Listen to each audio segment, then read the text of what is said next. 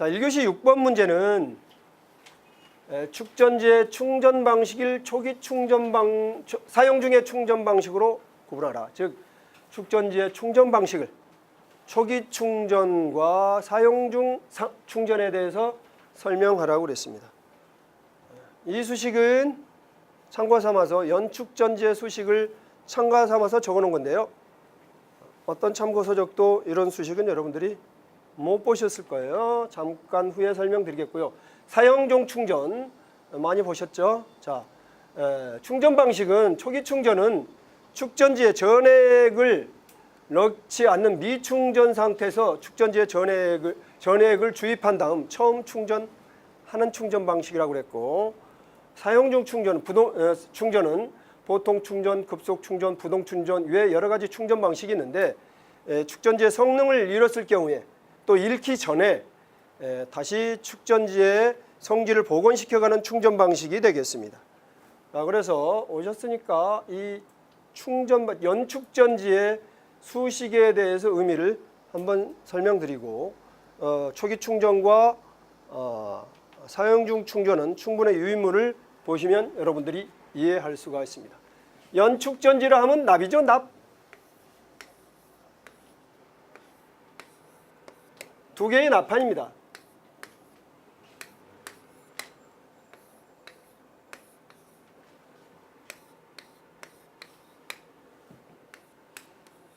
여기에다가 공장에서 나올 때는 이게 비어서 나와요. 연세 드신 분들은 옛날에 많이 해보셨을 텐데. 연세 드신 선배님 안 계신가? 우리 박 선배님 여기 좀 봐주세요. 선배님 옛날에 배터리에다가 이거 부어보셨어요? 예? 예. 공장에서 배터리 갖고 오면 빈 채로 와서 여기다가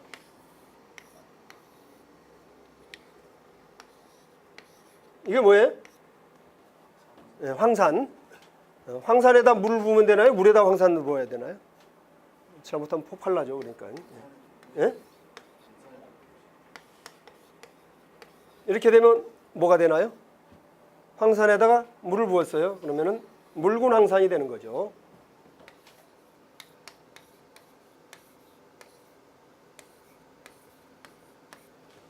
물을 부었어요. 이렇게 해서 충전을 하게 됩니다.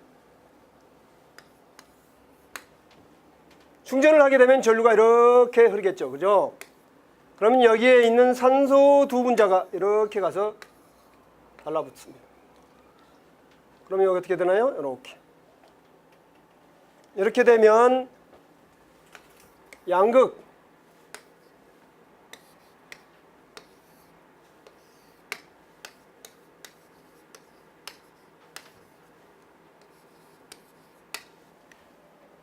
두 개의 처음에 납판이 전이차를 갖지 않는 납판이 묽은 황산을 붓고 충전을 하게 되면 여기서 전류가 이렇게 흐를 때 여기 있는 산소 두 개 분자가 양극으로 갖다 붙어서 이산화납이 되겠고, 그냥 음극은 그대로 납판이 되겠습니다. 그래서 이러한 전이차를 가지고 있는 게 연축전지의 기본 원리가 되겠습니다. 이 수식이 바로 그거를 설명하기 위한 수식입니다. 이해되십니까? 자, 그리고 이렇게 되면 이렇게 사용하다가 여기에다가 이제 부하를 걸어주게 되면 어떻게 돼요? 전류가 이제 이렇게 흐르겠죠? 그렇죠? 아까 초기 충전은 이렇게 흐릅니다. 그러면은 수식에서 보시는 대로 여기에 있는 여기 황산이 양쪽 극으로 가서 달라붙게 되는 것이죠. 그래서 두 개가 똑같이 되면 결국에는 나중에는 어떻게 되나요? 여기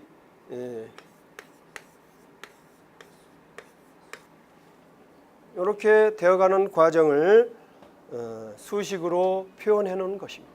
연축전지의 기본 원리 수식으로. 그래서 이렇게 되어가기 전에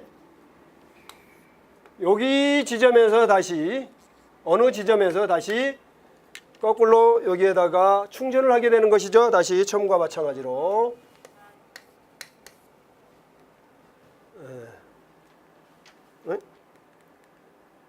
충전을 하게 되는 것이죠. 그러면 다시 회복을 해가는 것이 바로 사용 중 충전입니다. 사용 중 충전.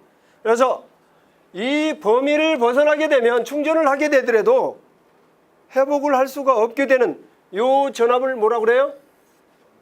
방전 종지 전압. 네, 그렇죠. 방전 종지 전압이라고 합니다. 그래서 이 과정을 벗어나게 되면 세상말로 속어로 뭐라고 그러나요? 배터리 뭐 됐다? 앵코 됐다고 그러잖아요. 안 돼요.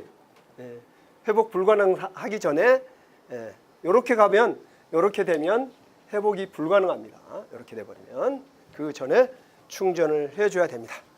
자, 그래서 1교시 6번 문제 충전 방식의 초기 충전과 사용 중 충전 내용은 충분하게 초기에 충전하지 않는 상태에서 미충전 상태에서 전해기를 붓고 처음에 충전하는 방식, 이거 초기 충전이라고 하고, 사용 중 충전에는 보통, 급속, 부동, 또 균등, 세류 충전, 전자동 충전, 그 외에도 여러 가지 방법이 있겠습니다만은 이렇게 분류해서 간단하게 요약했습니다.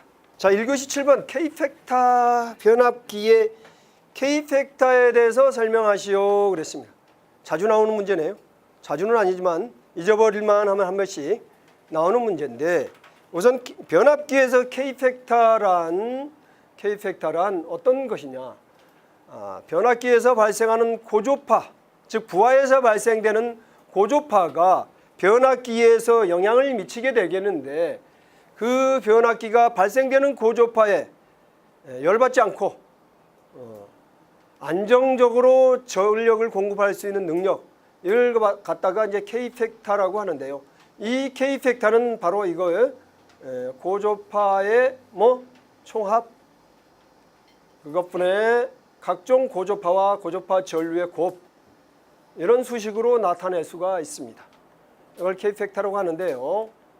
자, 그러면은 K팩터 일반적으로 변압기의 부하의 종류에 따라서 곱하는 K팩터는 여기에 이제 순수한, 즉 왜곡이 없는, 그 다음에 3상 50%인 경우 비서에서 1, 7, 13, 20, 30 K팩터를 이렇게 정해주고요. K팩터와 특히 변압기에서는 와류선이 고조파에 중점적으로 영향을 받기 때문에 K팩터와 와류선을 가지고 이러한 수식으로 변압기의 출력 감소 계수를 정해줍니다. 다시 말해서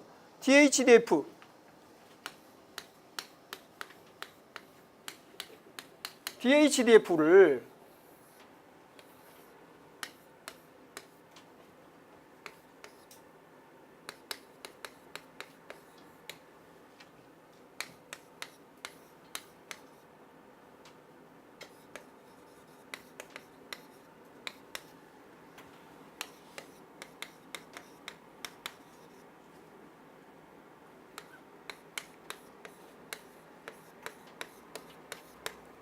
관련 서적이 조금 잘못 난 책이 있어가지고 여기서 확실히 여러분들이 K팩터 THDF를 알고 가주시기 바랍니다. 자, 예를 들어서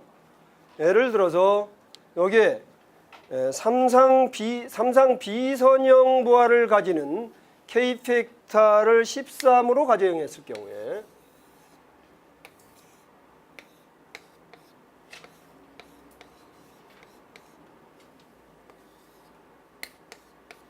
그때의 와류선이 여기에 나와 있는 것은 와류선의 비율인데요. 건식, 즉 건식, 몰드, 와류선, 즉 1kVA 또 5.5라고 봤을 경우에 이거는 퍼센트로 곱표를 해줘야 됩니다. 이거는 5.5, 0.055. 이건 PU 값이고 여기에 나와 있는 거는 퍼센트 값입니다. 그래서 어떤 서적에 보면 여기를 5.5 이렇게 곱해놓은 책이 있어요. 잘못된 오류를 범한 책입니다. 그래서 0.055 곱하기 100%. 자, 그래서 이게 계산한 값이 예를 들어서 뭐 80%다. 정확한 값은 아니지만 계산 안 해봤습니다. 예를 들어서 80%다. 그러면 자기 용량의 80%만 부하를 걸 수 있다. 자, 1교시 8번 문제입니다. 1교시 8번 문제. 전기 방식 중 희생양극법에 대해서 설명하시오. 이건 다른 거 없습니다.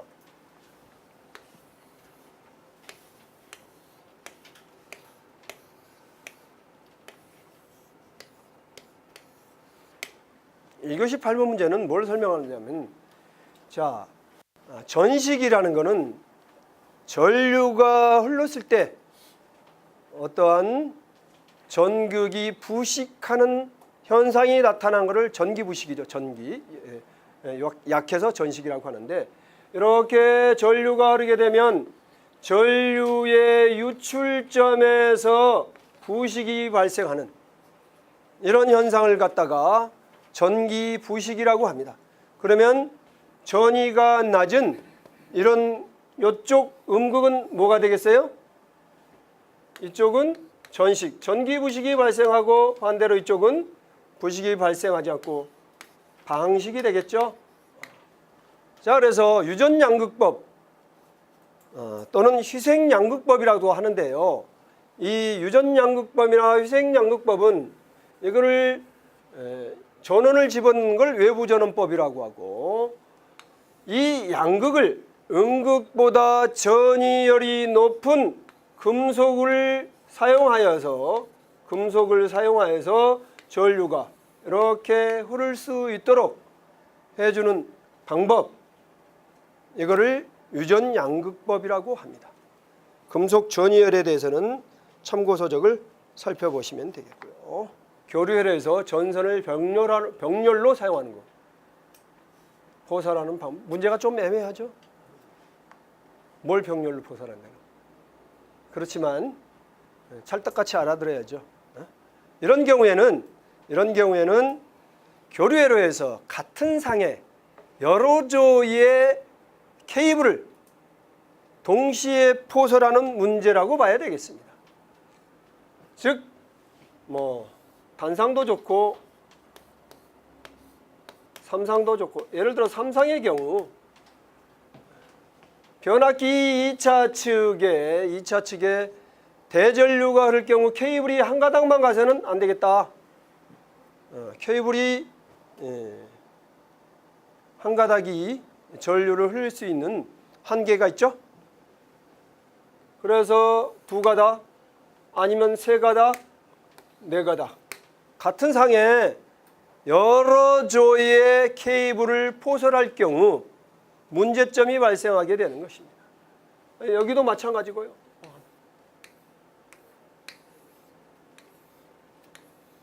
자, 이런 경우 어떤 문제점이 발생하느냐, 현장에서 이런 걸 경험해 보신 분이 많을 텐데, 자, 예를 들어 여기에 2000A를 한 상에 흐른다고 하자.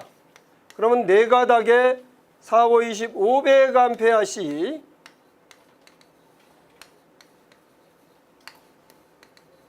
균등하게 흘러주는 게 아니고 보다 보면은 어떤 상에는 750, 400, 600 이런 식으로 해서 언밸런스가 납니다. 최소 부분과 최대 부분이 거의 배 이상 차이가 나는 경우가 있기 때문에 동상 다족 케이블을 포설할 때는 아주 유의하셔야 됩니다. 상당히 전류 불평형을 해소하기가 어려운데요. 우선은 그런 문제를 해소하기 위해서 기본적으로 해야 될 것들이 바로 이런 얘기다 이거죠. 병렬로 사용하는 전선 50 스퀘어 이상, 즉 동일한 도체, 여기 사용하는 도체 동일한 도체, 동일한 굵기, 동일한 길이여야 된다는 얘기죠.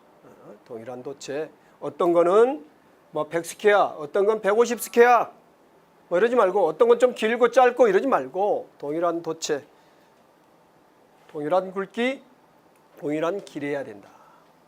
자, 그 다음에 각극의 전성기는 동일한 터미널 러그에 완전하게 접속할 것. 여기에다가 요 러그가 있는데 여기에다가 완전하게 접속하라는. 네? 완전하게 접속할 것. 두 번째로 같은 전극전선 터미널 러그는 동일한 도체에서 2개 이상 리벳 또는 2개 이상의 나사로 헐거워지지 않도록 확실하게 접속할 것. 그 다음에 전류 불평을 처리해 나타날 것. 여기다가 각각 따로따로 퓨즈를 넣지 말 것. 이런 내용들입니다. 자, 그 다음에 이제 여기 내선 규정에 나와 있는 전선의 배열 방법인데, 물론 이런 방법도 있지만 여기에서 설명드렸던 그런 포설 방법 종전에도 시험에 한번 나왔어요.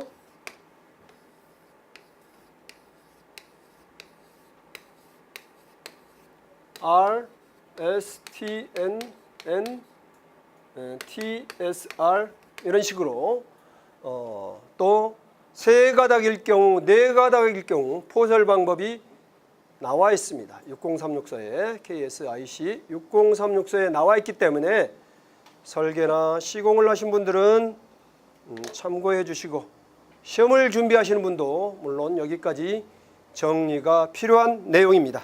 그래서 교류회로에서 전선을 병렬로 사용하는 포설 방법에 대해 설명하시오 하는 내용은 간단하게 여러분 자료에도 나와 있는 내용이지만 종전에 관연도 시험 문제 제 기억으로는 한 2번 정도 출제가 된 걸로 나오는데, 동상 다조 케이블의 전류 불평형 대책 뭐 이것과도 유사한 문제이기 때문에 여러분들 잘 정리하시기 바랍니다.